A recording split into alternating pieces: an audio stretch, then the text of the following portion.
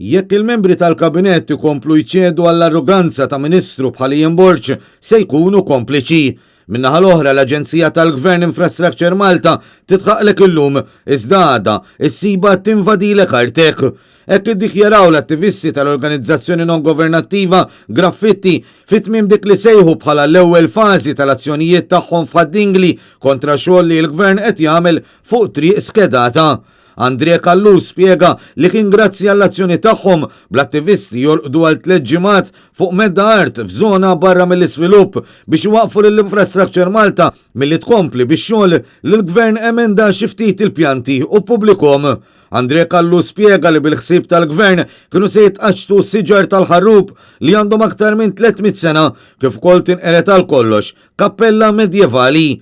Manet News u spjega li l-grupp se jkompli jsegwi mill-qrib dak li jkun qed jiġri f'Haddingli u jekk il-Ministru Infrastructure Malta imexxija minn Fredrika Zoppardi ma jżommux kelmthom ikomplu bl-azzjonijiet tagħhom.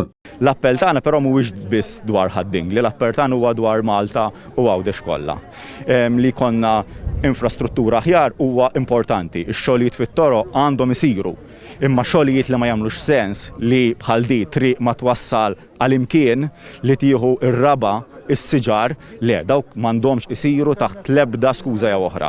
Matul konferenza tal-aħbarijiet l-attivist Wayne Flask spjega li grazzi għal din l-azzjoni ġiet frankata erda akbar minn dik li kienet diġà saret. Fil-waqt li tenna li l-organizzazzjoni se tkompli tinsisti li ssir ġustizzja u faħħar l-impenn ta' residenti u ta' sidien tal-eliqi tal-madwar li qed jappoġġjaw il-kawża.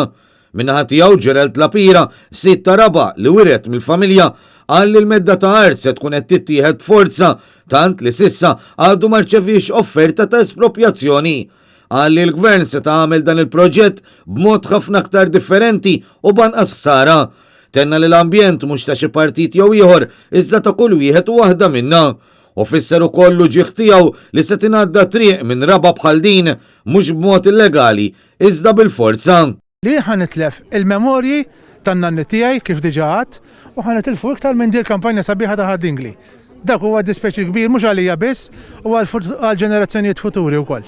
U Marika Għaxa f'isem ir-residenti appellat lill Ministru Ian Borch biex jirrikonoxxi li għadu fiċ-ċans li jevita sfreġu akbar.